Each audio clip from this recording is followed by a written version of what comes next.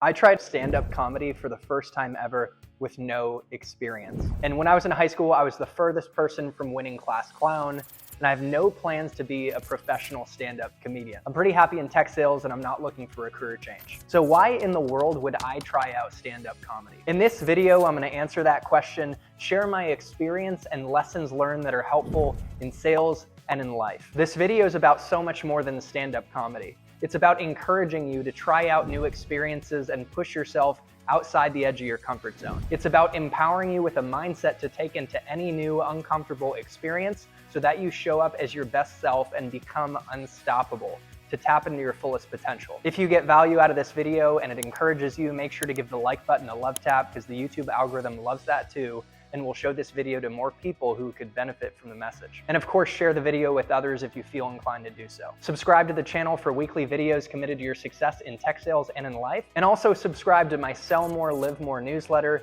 It's a bi-weekly newsletter because I don't want to overload you and spam your inbox. That'll share helpful tips for sales and in life to increase your earnings and your impact. You can find that linked in the description below. All right, let's dive into it. So why did I do it? My mentor, Tom Singer, who is a professional speaker of 20 years and the CEO of the Austin Tech Council, gave me a nudge to get out of my comfort zone and try out stand-up comedy because he said it would make me a better communicator. And I'm personally very committed to developing my communication skills to be more impactful in sales and business and in life. Our ability to arrange our words in a way that gives the world a gentle nudge, inspires them, or makes them laugh is one of the most important skills we can develop in order to be more influential and get more out of life. And let's be real, there's no downside to being able to infuse more playfulness in the sales conversations, public speaking engagements that I deliver, and even in my dating life. And I also wanted to try out stand-up comedy because it was an opportunity to stretch myself outside of my comfort zone,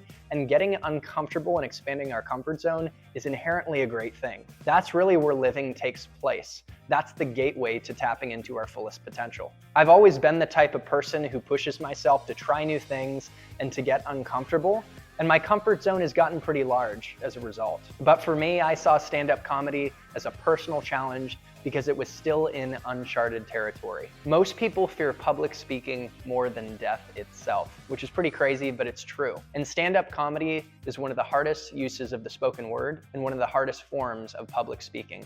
It's challenging and it's scary. And again, that's why I had to do it. So let's talk about my experience, and we'll start out with the preparation that I put in to try and reduce my nerves. One thing that I got right when it came to my preparation was setting healthy expectation. I knew that on the first try, I was not gonna be a professional stand-up comedian. And my barometer for success wasn't being the funniest comedian there. I just wanted to not be the worst. Because it was my first time, I didn't put unnecessary pressure on myself, and I did prepare a lot in order to reduce my nerves. I talked to people who had done stand-up comedy before, including my mentor, Tom, and I got their feedback on the jokes that I was drafting up.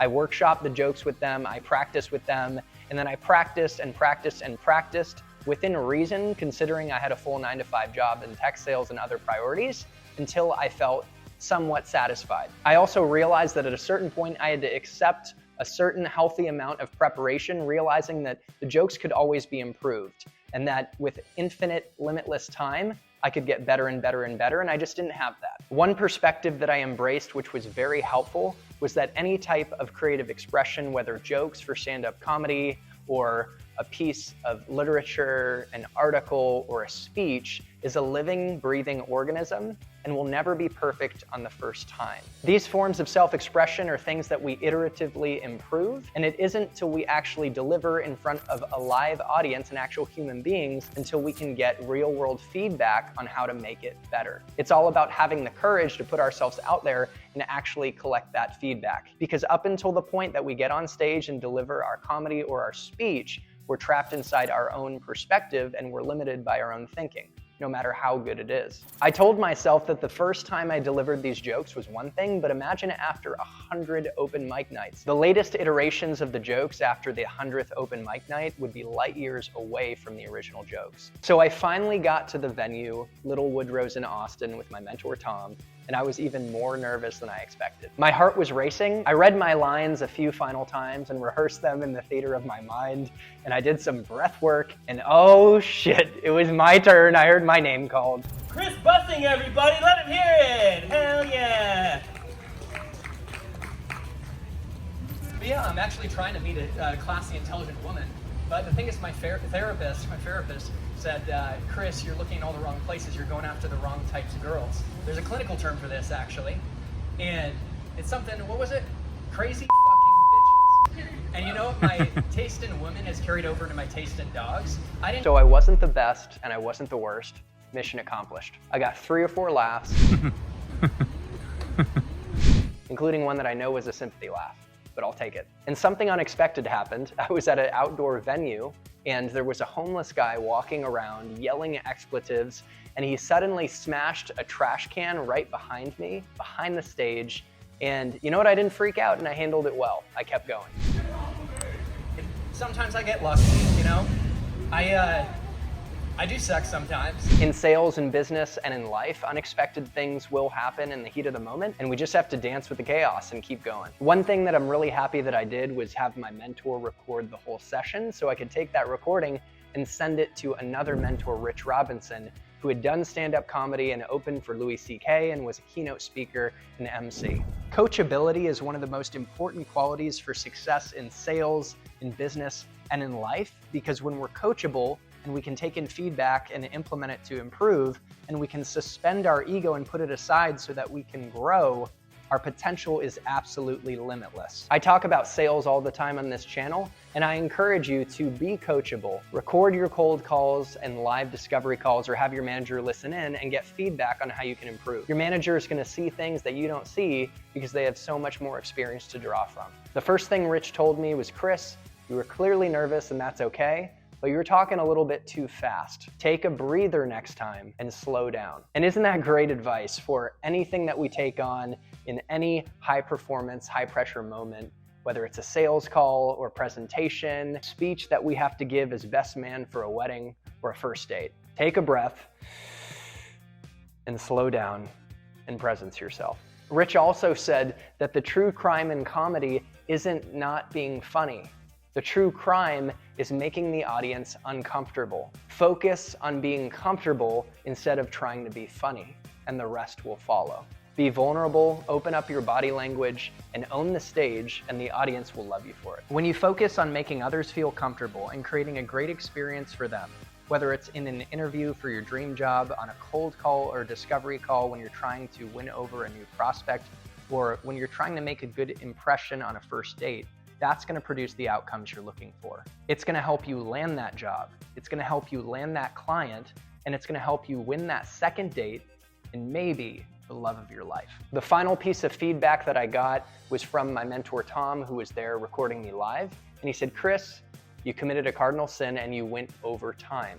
In a world of decreasing attention spans, whether we're doing stand-up comedy with a captive audience or handling a first discovery call with a prospect, if we go over time, that damages trust. The ultimate way to build trust is to respect other people's time and treat it as sacred. Whenever I have a first call with a customer in business, I make sure to keep my eye on the clock and finish early, because that truly is a gift to give their time back. What I could have done to make sure I was on time was practice more and practice with intention, so that when I practice, I could confirm that I finished in the given time. I took all the feedback from my mentors and I applied it the very next week doing stand-up comedy for the second time at a different venue. I slowed down, I took a deep breath, I owned the stage, I focused on making the audience feel comfortable instead of trying to be funny, and I finished on time. It was that simple. And with 100 more open mic nights, imagine how far I'll get. So guys, the moral of the story is put your ego aside, don't worry about being perfect or looking good, and take action when you're called to try something new. It could be stand-up comedy, it could be anything else that you've ever dreamed of trying out, but go for it. I have a friend who told me that their friend wanted to try out stand-up comedy, and he said their jokes were really good when they told the jokes over the phone, but they still haven't got on stage yet. This person probably has a lot more talent than I do, but they haven't tried because maybe they're afraid of looking bad, or they're letting perfectionism get in the way. I'm making assumptions on why they haven't tried it out, but those are pretty good educated guesses because it's part of the human condition to delay taking action and overthink things. The only difference is that I didn't overthink it. I lowered my expectations, I prepared a little bit, and I just tried and got out there knowing that a speech or any creative endeavor is a living, breathing organism that will be improved once you collect feedback from the world. I want you to try something with me right now. Reach up over your head as high as you can reach. Perfect. Now reach up again even higher, maybe stretch up as high as you can reach. Perfect. Now reach up one more time even higher. Maybe stand up on your chair.